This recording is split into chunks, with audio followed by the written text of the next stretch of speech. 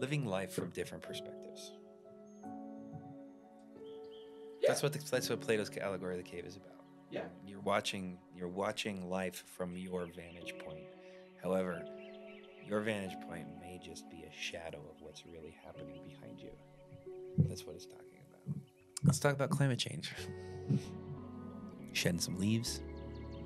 When I get hot, I take off clothes. Like Nelly. What do you do?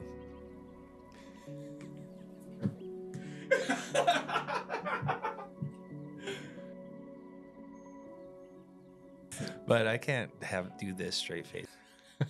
And I don't know why.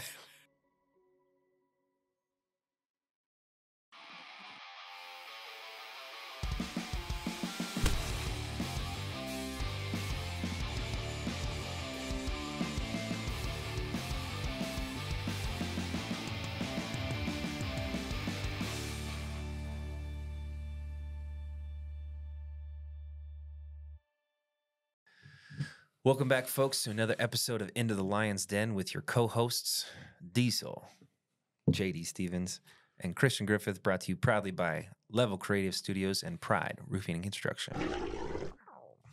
Never going to get me to do it. All right, today we are going to be continuing our series. I think this is week 6, correct? Maybe? Yes. Week 6 on entrepreneurial endeavors, particularly showcasing some of the growth that we've had within this organization in the first 5 years, darn near the 6th year coming to an end here shortly. It's been the fastest year of all time. That's no kidding. It's like I snap my fingers and the kids are 4 inches taller a piece, and here we are, right?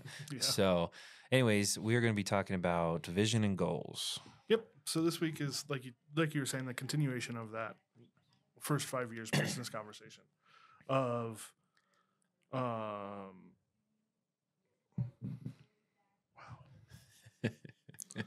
So this week we're going through and continuing the conversation, like you said, about the first 5 years of business and how the vision has changed. So I think the first thing to really talk about is what was the vision goal for the first 5 years and how that has evolved now that we're rolling into year 6 through 10. Okay, so it might be a 2-phase answer because, my mind versus my ex-business partner's mind and our vision, we were unified with what we wanted to do, but we were both very different with what work we thought wouldn't be necessary to get there. Okay. So if you're asking my ex-business partner's question, in 5 years, we would have had 40 units open in 20 different states. And, it's a little lofty, a little elusive. But you can't penalize somebody for dreaming big. Me, on the other hand, my initial vision was within the first 5 years, essentially was just survival, right? Because attrition rates in our particular area of business, standard statistics, I don't want to say it's not standard, just statistics show that generally most businesses fail. I think it's 90% of businesses fail within 10 years. And the failure doesn't necessarily always mean they go bankrupt or they go out of business in a forceful way or something like that. It could be that they chose to leave because they realized they were not invested into this idea and it wasn't the career path they wanted to stick with, and so on and so forth. But 9 out of 10 people who try within 10 years fail in one way or another, right? In the roofing and exterior world, that's predominantly insurance related, our niche market, the attrition rates are about 80% in 3 years, right? And then on top of that, 20% that's left over after 3 years, another 70% of them are gone within the next 2. So for me, it was survival, right? It was a milestone. It was, if we can cross this, we're essentially at the tip of the spear, right? And so, the vision was to create a name brand where in the southern Wyoming and northern Colorado market, if you are local here, even for a certain time period, we're a household known name, right? So we wanted to be so expansive with our marketing and so, dominant in gaining market share that we were somebody that people knew knew who we were. They recognized the brand. They and the words that followed, the reputation is what that means. That followed was that this is a trusted local contractor, high ethics, so on and so forth. All those different foundational pieces we have written all over the walls and we talk about all day long. And we wanted our audience in the first 5 years to just know who we are and what we stand for, right? In terms of like market share growth and what we're able to produce and what the business looked like within it. Getting to the point where we had individual departments established for all the different legs of business. We had managers in place, and we were able to expand to 1 to 3 units was really what my vision looked like for 5 years, right? I thought that was attainable. I thought that was actually very aggressive, not nearly as aggressive as 40 units in 20 states or whatever. I mean, that's a made up number, but the guy wanted to take over the world. I don't blame him. Everybody wants to achieve things. But I had a little bit more of a realistic view of where we're going to go with it and how we're going to get there. And a lot of the focus during that time period, and it's always sat in my mind, is build foundation. In your first 5 years, build such a wide and expansive foundation, round off all your square hedges, have direct and accurate protocols for any and everything through the entire milestone or pipeline of your client that are just well-oiled machine. Everything's in its place. So if you get to 5 years and you have all that in its place, then the next 5 years would be to replicate that as many times over and over up and down the front range as possible. And so that's, the second step of your conversation, which is what do we see now for the next 5 years? I would say an exponent of 3. I would want to grow to 3 times, or the exponent, whatever, 3 times 3, or this times this times this, right? To that point, that's where I think our expansion should be. So if we're on the lower end of an 8-figure contractor, by that time we're pushing closer to the higher end of an 8-figure contractor, or potentially a 9-figure contractor. That's where I see us to be able to grow. There's a lot more tangibles in this next leg of business that we can grow, or that we can analyze and use data to see if we're actually making those milestones. Before, a lot of that was intangible things. It's really difficult to really gauge and assess whether your entire market knows who you are, right? It's really difficult to gauge and assess how they feel about you, right? Because you haven't had enough time under your belt to have received the reviews, received the feedback, find out what your clients really liked about your processes and not, and then whittled away at the pieces that you didn't want. And 5 years seems like a long time, but really it's a very short time in terms of, just evolution of something that's more complex than growing a tree out of the ground or something like that. Absolutely. I think that, especially over the last couple of years, each year just seems to get faster. Mm-hmm. And so, new level, new devil. So one of the big things is, what are the factors that influenced the changes in the initial vision of, like, that reeling in of that dichotomy of a whole bunch of units versus, some really solid units. Mm-hmm. And how that changed the vision and how we had to work through that. And then through the change of vision of becoming a single figurehead, what were some of those big things, and how did the strategy change in that first 5 years by going through those things?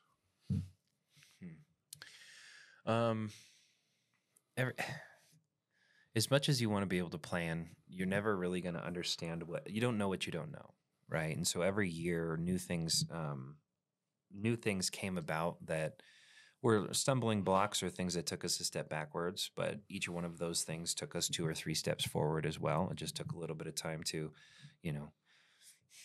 put your sweat equity in and understand how it is that you're going to adapt to this particular, hurdle, whatever you want to call it, right? And so I'm trying to think of some specific examples, things that really swayed which direction the organization was moving into. I'd say that one of the biggest and most important changes that we made was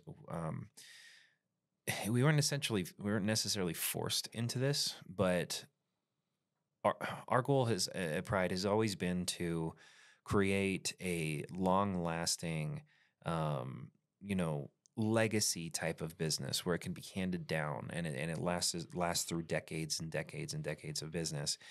When we started, we had more of a storm chasers mindset, or at least methodology.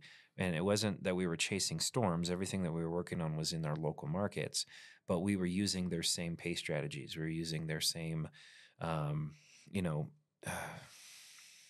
vendor connections to be able to, maximize our reach but minimize our costs to do it. And so, well, what we found out, most people who are, restoration contractors are paying their salespeople and their office staff and their invoicing specialists and their office personnel in a 1099 fashion, meaning they're contracted to work with them. They don't work for them, they work with them. And in that, there's a lot of restrictions on how you can run your business. Now, a lot of people really, really tread, hard on those things. If there were to be any form of audit from the Labor Compliance Bureau on 95% of our competitors who work with that particular model of business, they would be cited with an incredible amount of, infractions and fines and penalties and whatever, right?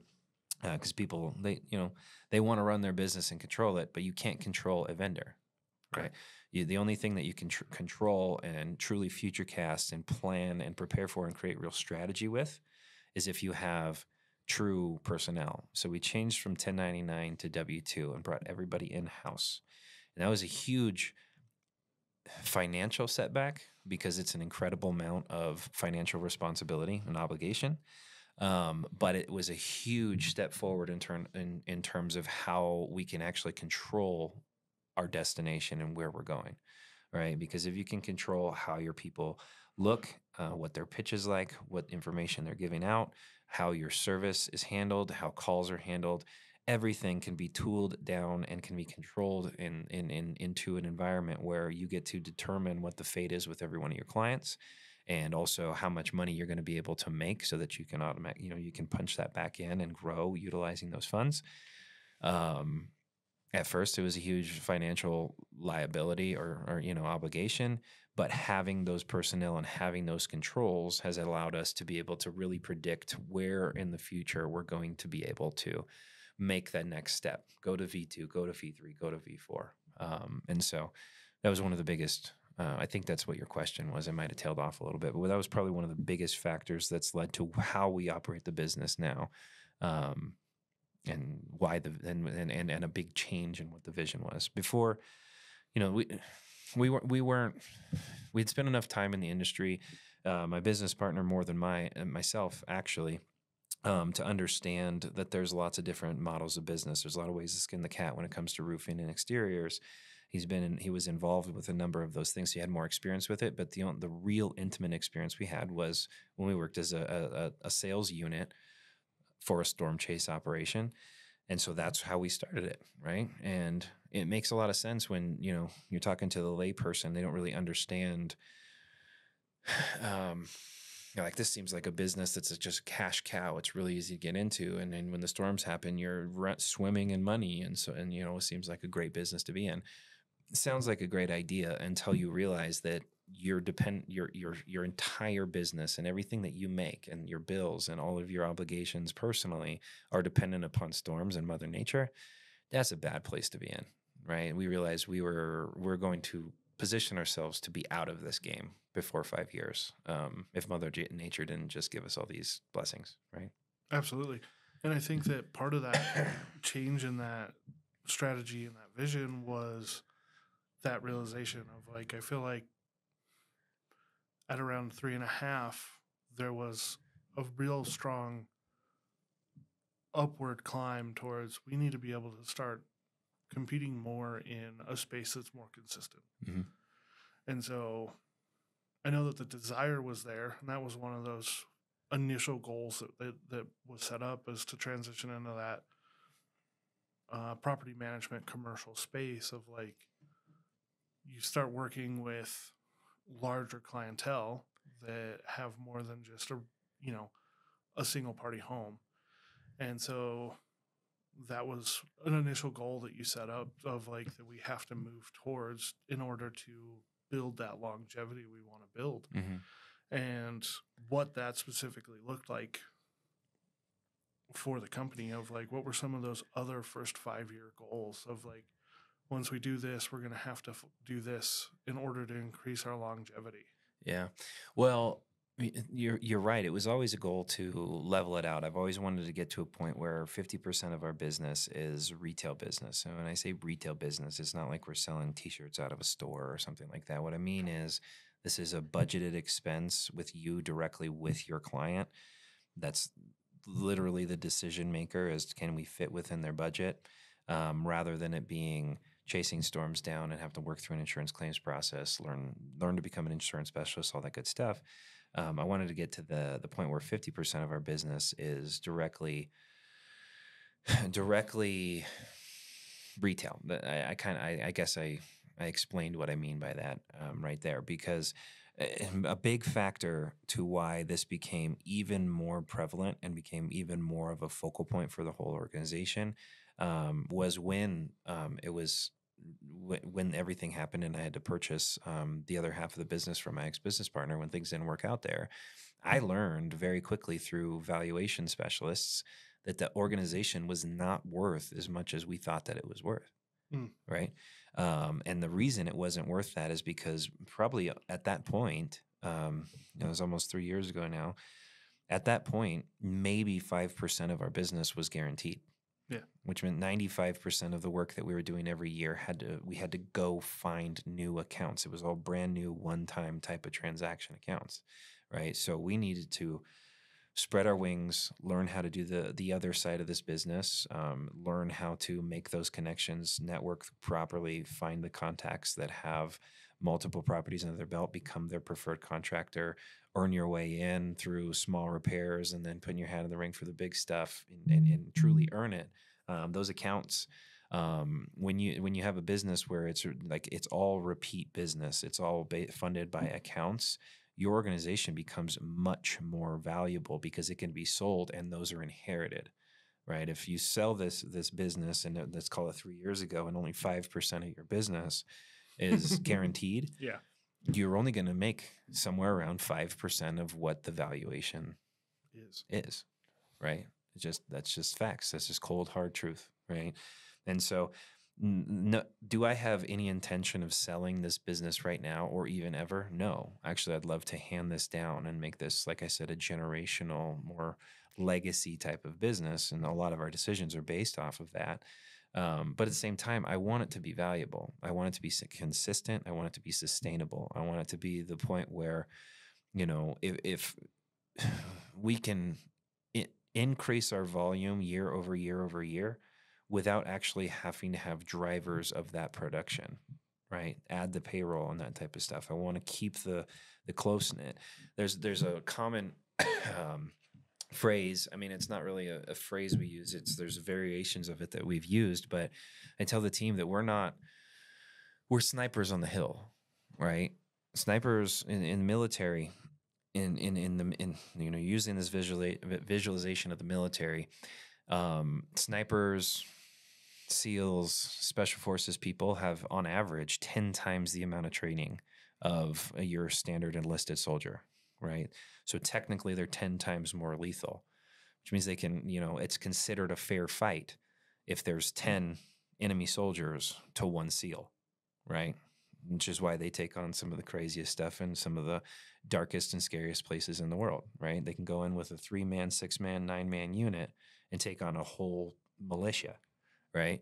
And that's because their training supports that. So I would rather have incredibly effectively trained personnel with, these accounts that continue to grow and expand, and we still execute incredibly well, right? Because that not only plays into, the growth of the business in terms of like volume, but it plays into the growth of, or the increased value of the organization. And then it also plays into the net margin at the end of the year, right? If you can do $20 million worth of business, but it takes you, you have 100 employees, your overhead is going to be so dramatic that you might be at 1%. Right? You can make more you could do $1 million worth of business with one person and have more net profit than $100 million with 200 employees and 0.5% net profit, right? Like that, Absolutely. right? It doesn't really necessarily matter the volume. What matters is what that net margin is in comparison to the volume, and that's really how you do it. So we can't control things with 1099 people.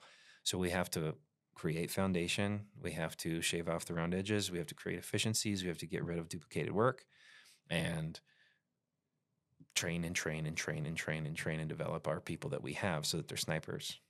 Yeah, it's constantly honing of the axe of, as iron sharpens iron. So we just constantly spend that time sharpening the team because I want to say I'll mess it up if I bring it up, but it's that I would rather invade with 3 dudes that I trust completely and explicitly than a group of 30 that I don't know at all. Because I can do a lot more with the 3 people that I trust implicitly. That scene on 300, I mean that's a pure example of what I'm trying to say. But in that was theatrical but it was real. Like the event, maybe it wasn't told exactly perfectly. Historians don't they'll burn me at the stake for that. But it's like if 3,000 Spartan soldiers who live and breathe, they are a soldier against 10,000 Persian army people, and that's a fair fight. They're doing something right. Absolutely. Right. That's impressive. And so he says, he's talking to the Athenians in that scene, and he's like, "What's your profession?" He's like, "I'm a potter." And he's like, "What's your profession?" He's like, "I'm a stone worker or whatever." And he goes, "Spartans, what is your profession?" Right? It's not only does it get you jazzed and like I want to go fucking fight, Absolutely. But it's the truth. It's like if your people and your personnel are dedicated to the cause, they have the vision in their mind, and you've set up ways where every time the organization levels up, they level up personally. It makes it really easy to stay loyal and engaged and wanting to get to the Super Bowl or whatever that goal is. And that's really how you do it. You have to control the controllables. You have to get rid of the excess work. You got to find ways for people to be able to be 100% effective in their role and take on more than they really ever should because you're supporting them with smart protocol, smart practice, smart everything, right? Absolutely. And that kind of goes into the building the smart protocols and things of like, what are, talking about visions of 6 to 10 and how that's completely different from what we're doing right now. Well, not completely different, but it is different from what we're doing right now and how we evolve in the next 6 to 10 years of like, what would be some major goals for the next 6 to 10 years of like, personally, of like, I know that we've talked about the fishing trip of like, I want this to become a point to where I'm not nervous to walk away for a short time, to be able to take a trip and know that it's going to run on its own. Not because I don't want to be here, but simply because that's one of our goals of we want to be able to go on that fishing trip, and when we come back, it still be standing. Where there's not that direct, there's still that direct driving forward, but there's not the direct interaction to make sure that we're driving forward because we've created the correct training. So I think when I think about what we're doing with vision and goals and what I view of like, okay, here's what the next 5 years look like. The things have changed now. So we've created like you said, we're building that foundation. And right now, the things that I'm thinking about are like, how do we improve? Where do we have inefficiencies in the process? We have a great foundation, but where can we tighten up as far as when we start building this out? What are some of the things of like, so that we can build the house and know that we can take this house and transplant it anywhere we want. So I think the next 6 to 10 years is the cleaning up of the like really focusing down and finding where our inefficiencies are. And I think we'll do that forever. But that's one of the goals, I think, moving forward is now that you have a firm foundation, you should be looking for ways to clean up your foundation, clean up your building. Absolutely. Well, and that plays into, like, I think there's two real big goals, and that plays into one of those two goals. Well, actually, both of those goals. Two very big goals is to absolutely 100% maximize the profitability of any individual job, right? And it's not through a like a price gouging perspective where we're charging too much for the work or something like that, but if you create efficiencies and you use less payroll to get to your goal, right? And if you do certain things like, one of the things that we want to do is bring a lot of our materials in-house. So we want to essentially supply ourselves so we can cut out middlemen and stuff like that. If we can maximize any individual job's profitability to its absolute maximal point, that's a huge piece. Because I mean, if you think, like, the thing that kept popping in my head when you were talking is like the difference between a small farmer and a commercial farmer. A commercial farmer, they probably have similar strategies for, they till the land the same, use similar equipment. They understand the seasons, they understand how they have to operate, blah blah blah, right?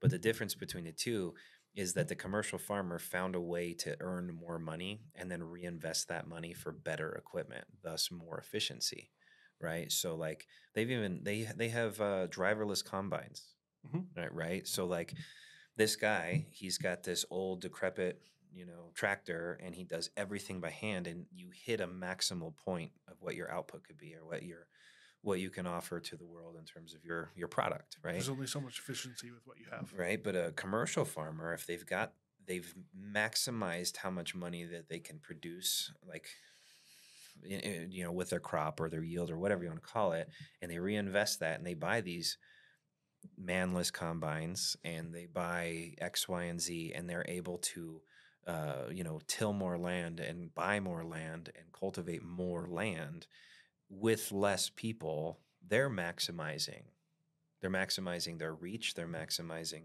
what they can do with their business. They're winning, right? And the main difference is one is smart with money and finds ways to maximize everything they do through efficiencies, and one didn't, right? Or, well, it'd be this one did and this one didn't because I was using those two hands. But anyways, so that's one main goal, is to find the absolute maximal point for profitability. It's not so that I can go buy Ferraris and Lamborghinis and 100 houses or whatever. It's so that it can be reinvested so that we can have a more expansive reach, and it can be reinvested so that we can tune away, tool away at every little one of those things so that we're perfect. And that's the second goal, which would be to have a brand that's replicatable with very minimal effort, right? I never really want to, unless we can grow the people who own these businesses from within, I never have wanted to franchise. But in order to franchise, you have to have a perfectly scalable business. Like, it has to have an instruction manual, a how-to manual. It's got to have that virtually. It's got to have literally everything that you do in every leg of your business and every role that you have. It has to have the A through Z steps to do your job perfectly, so that you can hand that over to somebody else and say, run my business, right? Until you're not going to have that ability to franchise, right? To be able to franchise or scale or replicate, unless you have maximized your profits and reinvested those into the business to create those efficiencies and grow and expand your reach, right? So those are the two main goals. I wouldn't say that in the next 10 years that I want us to have 10 units. I would want to be able to have a much longer reach. Currently, we can go, about an hour out of Cheyenne in any direction, and we can go as far down to, Centennial and Parker down in south side of Denver, and that's a controlled management or maintenance area that we can be efficient with what we do through those areas. But I want that to run all the way down the Front Range, top to bottom, right? That's a growth piece. I don't need to go out of different states. I want to maximize what we can do with where we are and make it an easy chain all the way up and down. So it's not just a local brand, it's a statewide brand. I think we can do that within that 10-year time. Yeah, building that, I look at it as 3 more units is what I view of, like, that would give us a really nice coverage of, like, if we just follow the Front Range area, follow I-25 essentially. Hmm. of like one more that's maximizes, because then you create your overlap. You create your overlap, Hmm. so that yes, you can cover both. This section can already cover that much map, but if you can also cover it with this side, you potentially have an efficiency of like, hey, we already have people in that area, so send these people rather than sending people from this one. Hmm. So that would be, that's when I think about those extra units is like we're helping overlap our coverage areas so Yeah. that we can be even more efficient. Yeah, I think that the best visual that I could give to what our growth would look like, it's very linear. It's kind of like the railroad. It's probably the best way to describe it because between posts, you can move product back and forth between, and you can utilize, you know, each other's resources up and down, and you can be very effective. See, that's the thing. Like people can throw up a bunch of units, right? They can go crazy with it. If they have enough money to pay the lease or whatever that it is, they can become a national chain very quickly. But are they going to be efficient? Is their service going to be perfect? Absolutely not. It's going to be this unit it's like there's 20 different businesses. They just happen to have the same brand, right? Absolutely. And I mean, you see that with you see that with other competitors and big companies too. Of like, you'll go into, so long as they're not designed to be different stores, but you'll go into the same style of store, and this one has a completely different feel from this one, even though they're identical in every way. Mm-hmm. And it's like, I'd rather go to this one because I know that they care. Well, and then you can also tell when the corporation, whatever the original entity was, did not perfect what their internal operations before they franchised, because the same effect is the same effect. You walk in and everything is different. They act different, they talk different, they sell different products, they do different things. And you automatically know, like as a consumer, you might not think about it. I think about these things when I walk in, and it's different than the one that I'm used to, or the five that I'm used to, or whatever that what it's Gold's Gym is a prime example. They do a good job of scaling and that kind of stuff, but you can tell which ones are corporate owned and which ones are franchise. You can tell every time you walk in, right? It's just a different feel. And I'll get off my soapbox on that one, but I would never feel comfortable in handing the reins to somebody for a franchise unless I knew that person was going to run it exactly the same way. I want the reputation to be the same that it was in the first 5 years, which is this is a company worth their weight. They have high integrity. They are honest. They are transparent. They're a cut above the rest. I want that to be the thing.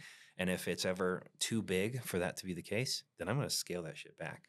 Absolutely. And I Right. don't think that we'll ever be like I don't think we'll ever go the franchise route. I think that it'd be more that we will build leaders and we'll have like, I think of more like a retail store route of Mhm. like corporate office controls the way that things are done. Mm-hmm. And that's how so that we can maintain exactly what you're talking about. The franchise kind of feels like we're giving them the 1099 again. Uh-huh. And we don't ever want to have that model again. Mm-hmm. Yeah, and it's not. I don't have, like, as a human, I don't have incredible control issues. I'm a pretty lax person. I let a lot of things.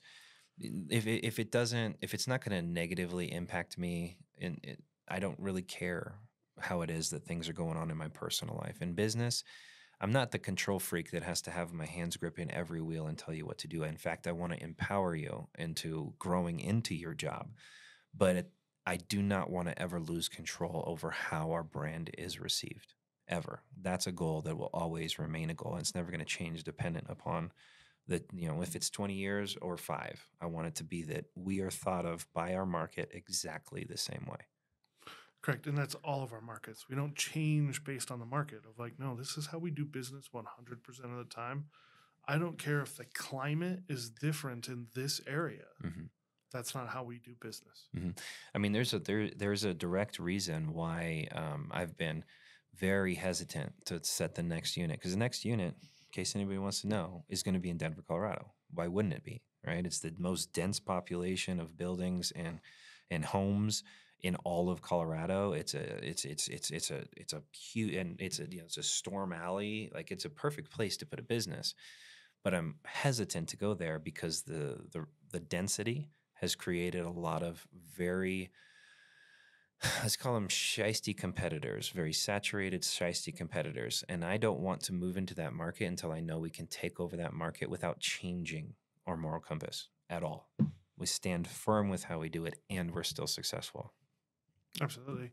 And I think that goes into what we'll be talking about when we continue this conversation of the next week. We're going to be talking about advice for aspiring entrepreneurs. Mm-hmm. So any of the things that we haven't covered, any of the continuing conversations that flow into this, that is going to be specifically directed to aspiring people who want to do what we're doing. Mm-hmm. And that's be an entrepreneur, because it's a ton of fun to start things and push through them. It's a ton of work. Let's not take that away. But we would love to continue this conversations. If you have any questions about strategies or vision casting of like how did you guys come up with the ideas and vision cast as you move forward, we would love to hear those. We'd love to interact with you in the comments and continue this conversation in multiple formats. So if you have any of those, please respond in the YouTube comments or in the Instagram comments, and we'd love to hear from you. Absolutely. I have one more note to the audience. This is for those of you that are business owners currently, or you're about to walk into that position. It's actually a very negative thing if you ever intend to leave the business if you are a one-man show. And what I mean by that is I was talking about the valuation and how it was worth less because we didn't have repeat customer business, guaranteed business as much as we should, right? It was also very negative for the valuation that I personally was a power producer for the organization, right? Mm-hmm. The fact that I sold a very high percentage of our annual revenues worth of business was negatively impacting to me. If I ever wanted to sell the business, I'm losing that percentage off of my sale. So actually, when you're growing a business, you don't have to, in order to make it valuable, in order to have it, that should be part of your goal and your vision, is to pull yourself away enough that you know you've trained all of the people to do the job just as well as you have, so that if you ever do sell it, you get your full price out of it. Mm. That's actually really good. I had completely forgot about that particular piece of the conversation of like, yeah, if I'm responsible for 40% and I try to sell it, that means that it's worth 40% less because I'm not here. Mm-hmm. Yeah, it's either that it's going to be worth 40% less, or you're going to have to sign a contract with the next people that you're going to stay there long enough to train their personnel how to do it as well as you did. Yeah. So congratulations, you sold your business, but you're still shackled to the desk. It's kind of the opposite of what you're trying to do at that point. Yeah. Yeah. So like I said, I have no intention of selling, but it is a note that I learned. And it hit me kind of hard. I was like, I thought I was doing the admirable thing by leading the charge and being the example setter and the pace setter and that kind of stuff. And it actually negatively impacted the valuation. But it is an admirable thing where you don't have any intention of selling. Yeah. Yeah. So yeah. You're leading from the front. It really just depends on what you're trying to do. Like this fishing thing that we always keep bringing up, the fishing trip. I have no intention of leaving for forever and saying, you guys have fun. Let me just rake in the money you make for me. I don't feel it's just not me. It's not the way that I want to do things. But I do want to get to a point where I know whether I'm there or I'm not there, it's fine. And it's growing. And when I'm there, it's even better. That's what you want. Absolutely. Yeah. So, all right. So you already concluded it, but I wanted to give one more little tidbit because that is a learning lesson that all you guys should figure out. It's do not let yourself wear all the hats. When you grow, find the right people, pay them well, make sure they're trustworthy, let them and empower them to become the best professional that they can so that you can reap the benefits of the hard work that you put in. Awesome. So that's it for today. Thank you guys for tuning in to Into the Lion's Den with your co-host, Captain Top Knot, Christian. Catch you on the flip side. See you guys.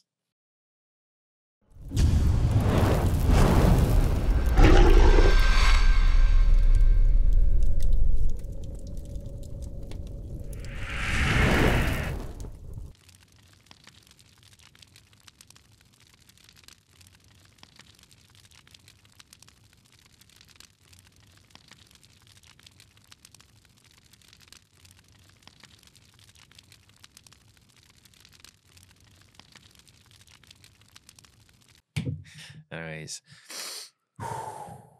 sound really nasally today. Are you really in your nose? That is aggressive through my headphones. It's already hot in here. Okay. All right. Welcome back to another episode of Into the Lion.